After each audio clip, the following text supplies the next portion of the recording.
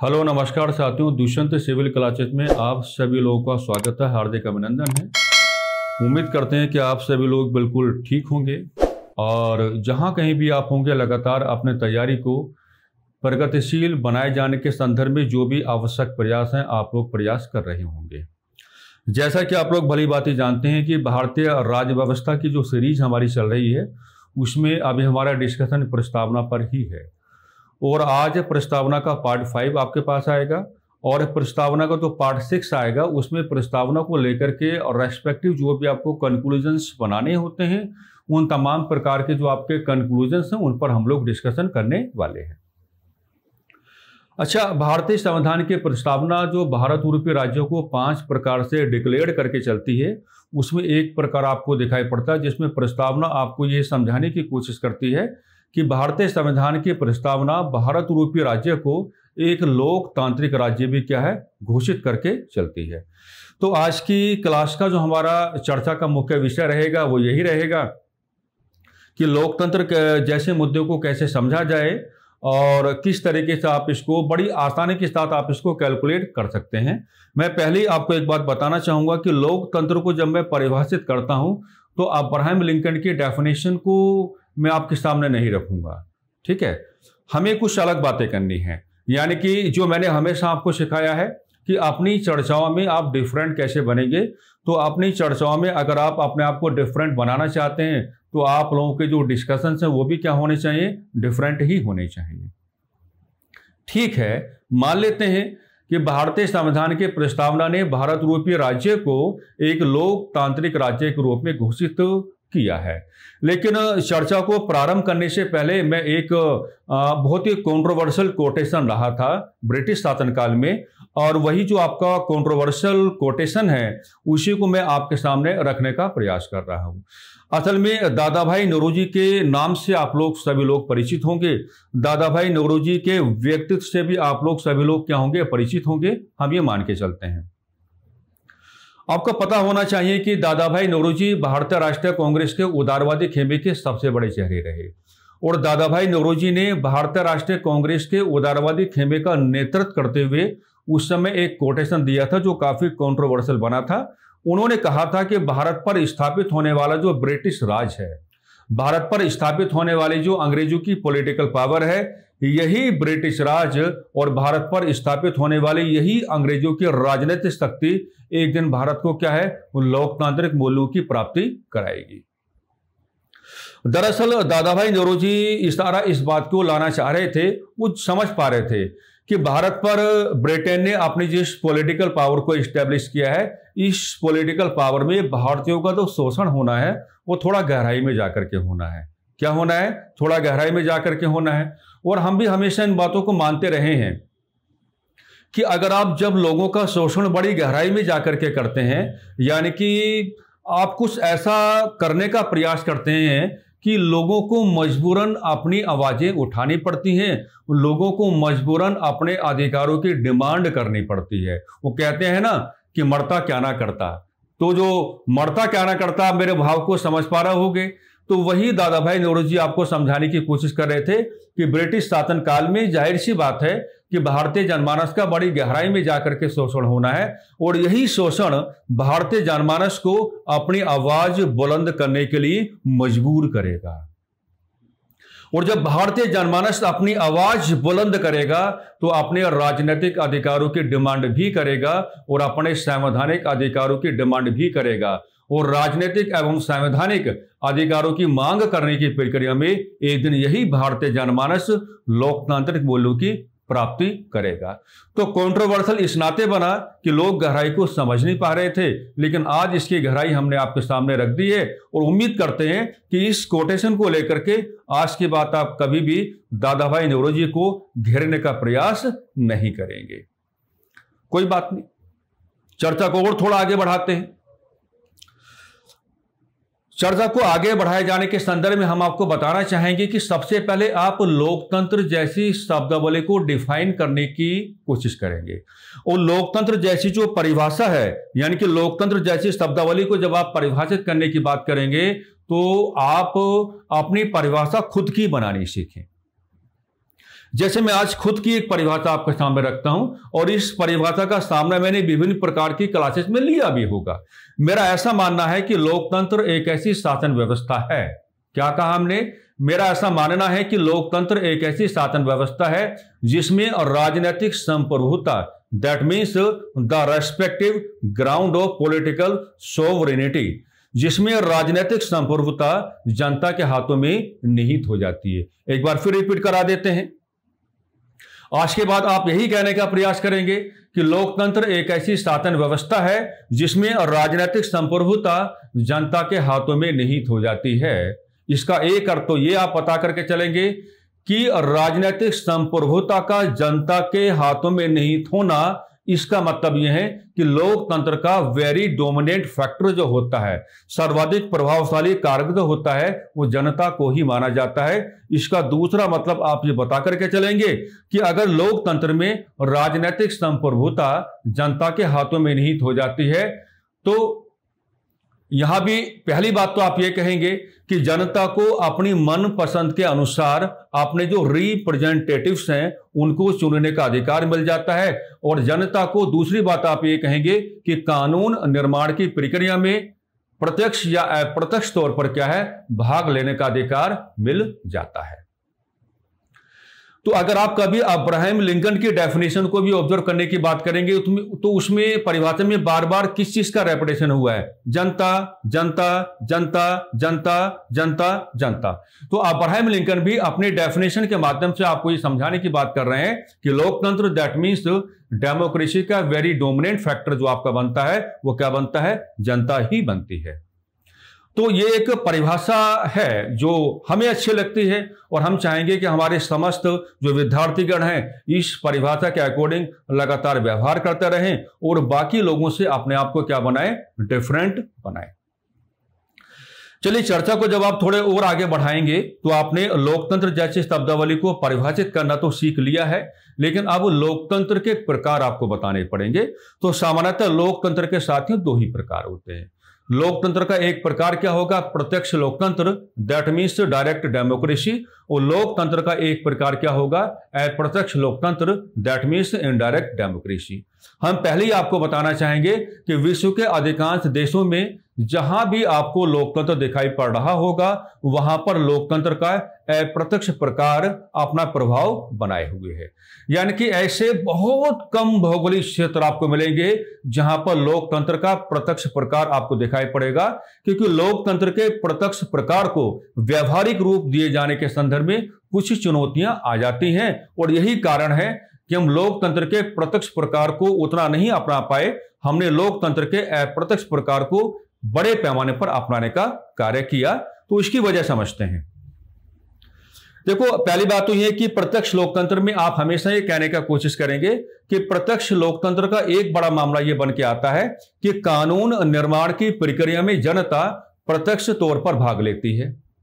और अगर यह माना गया है कि प्रत्यक्ष लोकतंत्र में कानून निर्माण की प्रक्रिया में जनता प्रत्यक्ष तौर पर भाग लेती है, तो इसका मतलब यह है कि जनता कानून निर्माण की प्रक्रिया में अपने जनप्रतिनिधियों के माध्यम से एक्चुअली पार्टिसिपेट नहीं कर रही है। तो इसका मामला क्या है? मामला यह है कि प्रत्यक्ष लोकतंत्र के कुछ मेजर कंपोनेंट्स आपको कैलकुलेट करने पड़ेंगे, और जब प्रत्यक्ष लोकतंत्र के कुछ मेजर कंपोनेंट्स आप लोग कैलकुलेट करने की बात करेंगे तो हम आपको यह भी बता के चलते हैं शुरुआत में ही कि प्रत्यक्ष लोकतंत्र में कानून निर्माण का कार्य दरअसल होता तो विधायिका का ही है, लेकिन कानून निर्माण की प्रक्रिया में विधायिका कुछ ऐसे कंपोनेंट्स को अपना सहारा बनाती है ताकि कानून निर्माण की प्रक्रिया में जनता के प्रत्यक्ष भागीदारी को एश्योर किया जा सके, सुनिश्चित किया जा सके।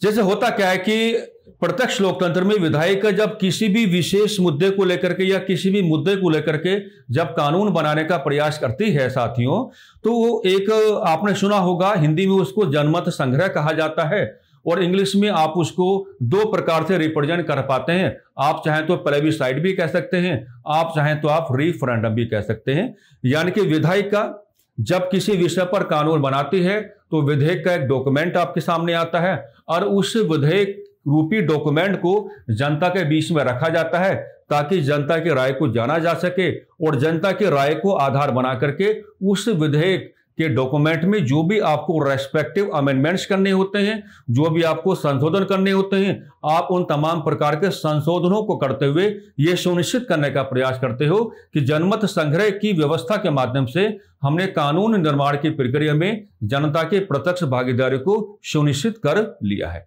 एक तो यह रहता है कहां पर, प्रत्यक्ष लोकतंत्र में। दूसरी बात एक है कि आपको पता होगा हम एक बहुत महामारी से गुजरे, है ना, कोविड-19 जैसा एक पैंडेमिक आपके सामने आया, हमने उसको नेचुरल कैलामिटी भी कहने का प्रयास किया। तो आपने उस समय देखा होगा कि जनता ने काफी राय दी, जनता ने काफी अपने जो ओपिनियंस हैं वो सरकार के सामने रखे, इवन जनता ने काफी जो अपने ओपिनियंस हैं वो इंडियन जुडिशरी के सामने भी रखे कि ऐसा होना चाहिए, वैसा होना चाहिए, वैसा होना चाहिए, वैसा होना चाहिए। तो प्रत्यक्ष लोकतंत्र में एक कंपोनेंट आपका काम करता है राइट टू इनिशिएट, यानी कि हिंदी में आप इसको कहते हैं पहल करने का अधिकार। यानी कि प्रत्यक्ष लोकतंत्र के वासियों को यह अधिकार मिला रहता है कि अगर उनको लगता है कि किसी विषय पर इस प्रकार का कानून बनना चाहिए, किसी विषय पर इस प्रकार का कानून बनना चाहिए, तो वो पहल करने का अधिकार रखते हैं। इसको कहा जाता है राइट टू इनिशिएट। इसकी नीड हमको पड़ी थी कोविड-19 जैसा पैंडेमिक जो आपने फेस आउट किया उस समय, और हमने, जैसा मैंने अभी भी आपको बताया, हमने विभिन्न प्रकार के जो ओपिनियंस हैं उनको सरकार के सामने इस्टेब्लिश्ड करने का प्रयास भी किया था। तो ये बड़ा अच्छा लगता है कि प्रत्यक्ष लोकतंत्र में आप राइट टू इनिशिएट करने का अधिकार देते हैं, पहल करने का अधिकार देते हैं, यानी कि लोग ही ये बताएंगे कि विषय ये है तो इस पर कानून क्या है, इस प्रकार का बनना चाहिए। नंबर 3 बात जो आपका प्रत्यक्ष लोकतंत्र का एक मेजर कंपोनेंट है, उसमें ये कहते हैं कि राइट टू रिजेक्ट, यानी कि निरस्त करने का अधिकार होता है। राइट टू रिजेक्ट, निरस्त करने का अधिकार का मतलब क्या है कि अगर विधायिका लोगों का ओपिनियन ना ले, यानी कि विधायिका लोगों का ओपिनियन ना ले और without any proper opinion of the peoples किसी विषय पर कानून बना दे, तो ऐसे कानून को रिजेक्ट करने का अधिकार किसके पास होता है? प्रत्यक्ष लोकतंत्र के वासियों के पास होता है। नंबर 4 पे जो इसका मेजर कंपोनेंट आपके सामने आता है, जिसको हम कहते हैं राइट टू रिकॉल कहा जाता है। उसको क्या कहा जाता है? राइट टू रिकॉल कहा जाता है। तो राइट टू रिकॉल का मतलब क्या है कि भाई एक तरीके से वापस बुलाने का अधिकार, और वापस बुलाने का अधिकार का मतलब यह है कि अगर मान लीजिए जो विधायिका के अंदर के लोग हैं, क्या कहा हमने, जो विधायिका के अंदर के लोग हैं, अगर वो जनता की इच्छाओं के आधार पर कार्य नहीं कर रहे हैं, अगर वो जनता की मांगों को अच्छे से नहीं उठा पा रहे हैं, तो प्रत्यक्ष लोकतंत्र के वासियों को, विधायिका के सदस्यों को राइट टू रिकॉल के माध्यम से क्या है, वापस बुलाने का अधिकार होता है। तो आप देख पा रहे होंगे कि प्रत्यक्ष लोकतंत्र की ताकत तो है। प्रत्यक्ष लोकतंत्र को अपनाने में किसी प्रकार की कोई समस्या नहीं, लेकिन जैसा कि हमने आपको बताया कि स्विट्जरलैंड के अगर हम कुछ सीमित क्षेत्र को छोड़ दें, बाकी विश्व में जहां कहीं भी आपको डेमोक्रेसी दिखाई पड़ता है, तो वहां पर डायरेक्ट डेमोक्रेसी के ट्रेसेस आपको नहीं दिखाई पड़ते, बल्कि आपको इनडायरेक्ट डेमोक्रेसी के ट्रेसेस आपको दिखाई पड़ते हैं। आखिर प्रत्यक्ष लोकतंत्र को अपनाए जाने में समस्या क्या है? तो साथियों, प्रत्यक्ष लोकतंत्र को अपनाए जाने में मेजरली 2 टाइप्स की जो प्रॉब्लम्स हैं वो आपके सामने आती हैं। एक तो ये है कि प्रत्यक्ष लोकतंत्र ये कहता है कि जनता का ग्राफ वेरी कॉम्प्रिहेंसिव नहीं होना चाहिए, यानी कि जनता का ग्राफ वेरी कॉम्प्रिहेंसिव नहीं होना चाहिए, क्योंकि जनता का ग्राफ अगर विस्तारित होगा, वेरी कॉम्प्रिहेंसिव होगा, तो जनमत संग्रह कराना वेरी टिपिकल टास्क माना जाएगा। आप लोग देख पा रहे होंगे कि 10 लोगों के बीच में अगर आप जनमत संग्रह कराना चाहते हैं, so it is a very easy task, but अगर आप 1000 लोगों में अगर आप रेफरेंडम कराना चाहेंगे तो it is a very tough task. तो प्रत्यक्ष लोकतंत्र कहता है कि जनता का जो बढ़ता हुआ ग्राफ है, या पॉपुलेशन का जो बढ़ता हुआ ग्राफ है, या पॉपुलेशन का जो वेरी कॉम्प्रिहेंसिव ग्राफ सामने आता है, उसमें हम अपने आप को कामयाब नहीं कर पाएंगे। तो प्रत्यक्ष लोकतंत्र की पहली डिमांड ये होती है कि अगर आप हमको लागू करना चाहते हैं, या अगर आप हमको सफल बनाना चाहते हैं, तो जनता का ग्राफ क्या होना चाहिए? वेरी लिमिटेड होना चाहिए। दूसरी बात, प्रत्यक्ष लोकतंत्र की डिमांड यह भी रहती है कि प्रत्यक्ष लोकतंत्र कहता है कि भैया देखो, ऐसा है कि मैं अपने आप को विस्तारित भौगोलिक क्षेत्र में लागू नहीं करा पाऊंगा, मैं अपने आप को क्या विस्तारित भौगोलिक क्षेत्र में लागू नहीं करा पाऊंगा, मुझे एक बहुत ही छोटा या सीमित या वेरी लिमिटेड ज्योग्राफिकल एरिया आपको देना पड़ेगा। मतलब इसका भी वही है कि भौगोलिक क्षेत्र आपका जितना ज्यादा विस्तारित होगा उतना ही पॉपुलेशन का ग्राफ आपको क्या है, कॉम्प्रिहेंसिव आपको नजर आएगा। तो कुल मिलाकर के प्रत्यक्ष लोकतंत्र के सामने ये दो प्रकार की समस्याएं रह जाती हैं। और प्रत्यक्ष लोकतंत्र बार बार कहता है कि अगर आपने मुझे किसी ऐसे भौगोलिक परिवेश में लागू कर दिया जिसका ज्योग्राफिकल एक्सटेंशन काफी विस्तारित है या जहां पर पॉपुलेशन का ग्राफ काफी विस्तारित है, तो मेरा दम घुटने लगेगा, मैं अपने आप को सफल नहीं बना पाऊंगा। यही एक मेजर हर्डल है प्रत्यक्ष लोकतंत्र को अपनाए जाने के संदर्भ में। हालांकि अच्छाइयां काफी हैं, लेकिन अच्छाइयां होने के बावजूद भी हम प्रत्यक्ष लोकतंत्र जैसी व्यवस्था को नहीं अपना पा रहे हैं। अब लोकतंत्र का दूसरा प्रकार आपके सामने आता है जिसको आप हिंदी में कहते हैं अप्रत्यक्ष लोकतंत्र, दैट मीन्स इनडायरेक्ट डेमोक्रेसी। तो अप्रत्यक्ष लोकतंत्र में साफ साफ कहा जाता है कि जनता कानून निर्माण की प्रक्रिया में भाग तो लेती है लेकिन with the help of their representatives, यानी कि अपने जनप्रतिनिधियों के माध्यम से भाग लेती है। अच्छा, लोकतंत्र का जो आपका अप्रत्यक्ष प्रकार है इसे को आप चारों दिशाओं में विश्व में देखते हुए रहते हैं, जहां यह कहा जाता है कि जनता कानून निर्माण की प्रक्रिया में भाग तो ले रही है लेकिन कानून निर्माण की प्रक्रिया में पार्टिसिपेशन ऑफ द पीपल्स जो आपको दिखाई पड़ेगा वो इनडायरेक्ट वे में दिखाई पड़ेगा, इनडायरेक्टली दिखाई पड़ेगा। और जनता कानून निर्माण की प्रक्रिया में जो अपना पार्टिसिपेशन एश्योर करा करके चलती है वो अपने जनप्रतिनिधियों, अपने रिप्रेजेंटेटिव्स के माध्यम से सुनिश्चित कराती है। विश्व के अधिकांश देशों के साथ साथ भारत में भी आपको क्या दिखाई पड़ेगा, भारत में आपको लोकतंत्र का अप्रत्यक्ष प्रकार ही दिखाई पड़ेगा। और जैसा कि आप जानते हैं कि भारत में संसदीय शासन व्यवस्था को केंद्र के साथ साथ राज्यों में भी लागू किया गया है। केंद्र में जो विधायिका के दो सदन आपको मिलेंगे, एक आपको लोकसभा दिखाई पड़ेगा, एक आपको राज्यसभा दिखाई पड़ेगा।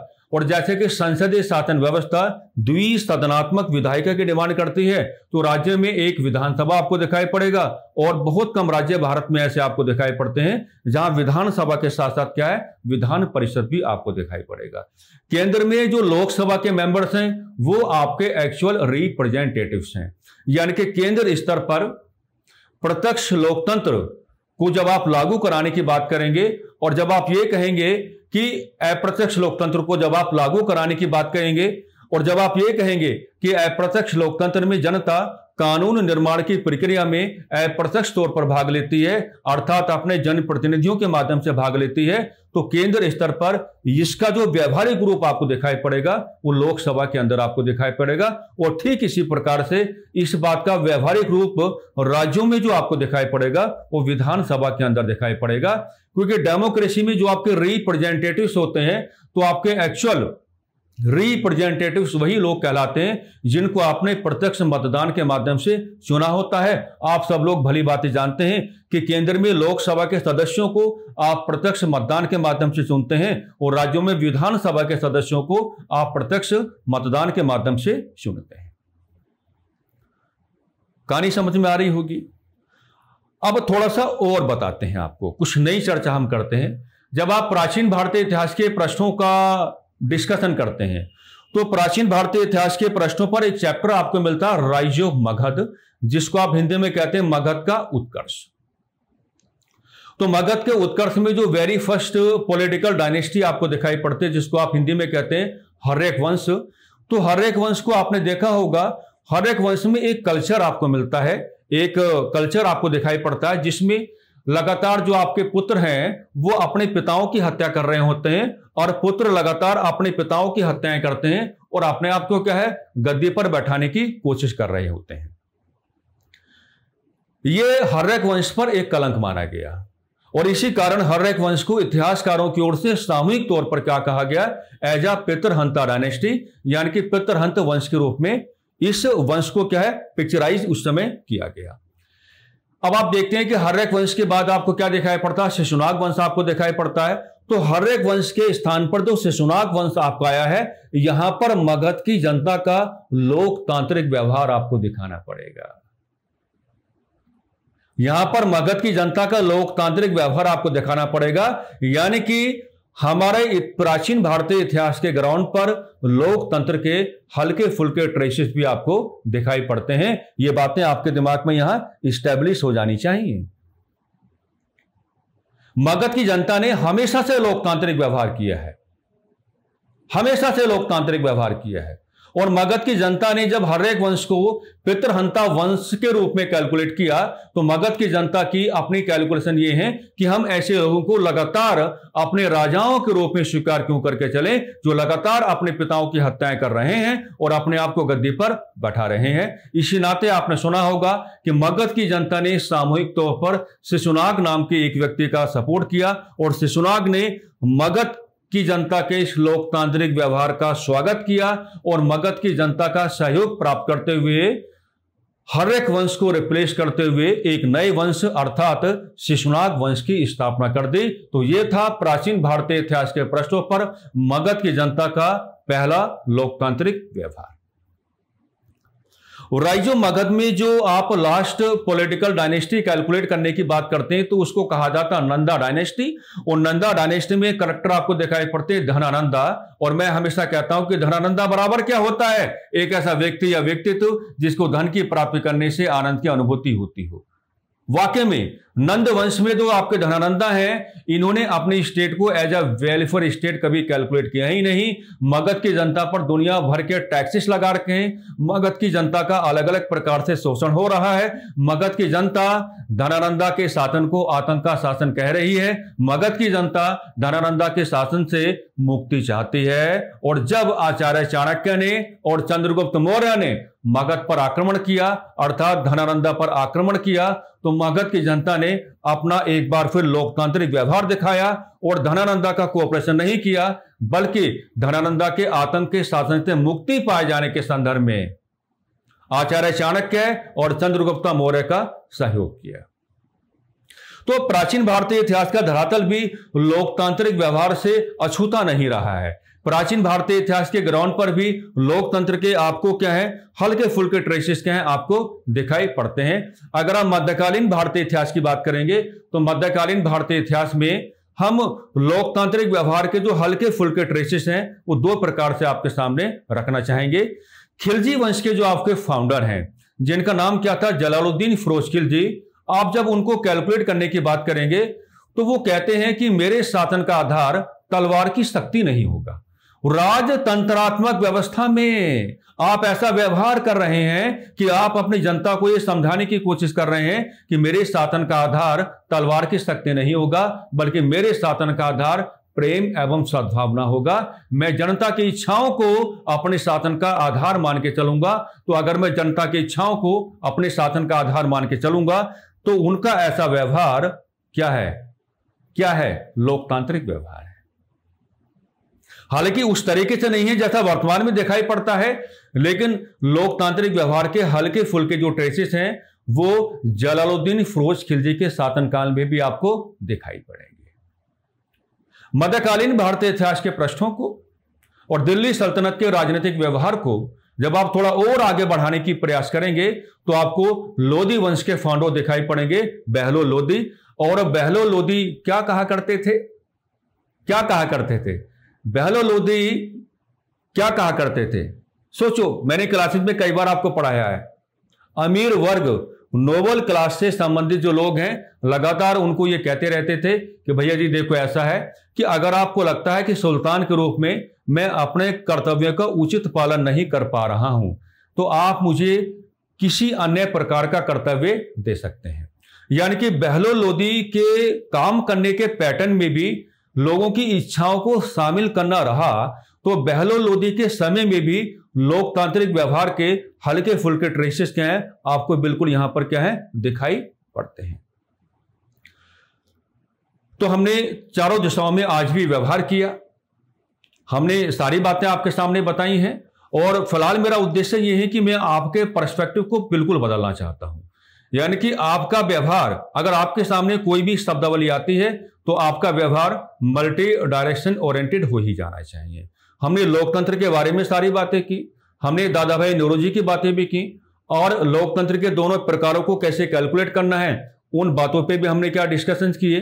लोकतंत्र की एक अच्छी परिभाषा भी हमने आपको दी और प्राचीन भारतीय इतिहास के प्रश्नों पर और मध्यकालीन भारतीय इतिहास के प्रश्नों पर लोकतांत्रिक व्यवहार के जो हल्के फुल्के ट्रेसेस हैं उनका प्रस्तुतिकरण भी दुष्यंत सिविल क्लासेस की ओर से हमने आपके समक्ष किया। उम्मीद करते हैं कि डिस्कशन आपको काफी ज्यादा पसंद आएगा, आपको अच्छा लगेगा। लगातार आप जुड़ के काम करें, है ना, लाइक्स की संख्या थोड़ी बढ़ाएं और जो आपके सब्सक्राइबर्स हैं उनकी संख्या भी थोड़ी बढ़ाएं और लगातार ऑफलाइन कमेंट के माध्यम से हमारा समर्थन और सहयोग और हमारा मोराल बढ़ाते रहें। बस इन्हीं शब्दों के साथ भविष्य के लिए आपको शुभकामनाएं और आज की चर्चा को हम यहीं पर वाइंड अप करते हैं, समाप्त करते हैं। नमस्कार।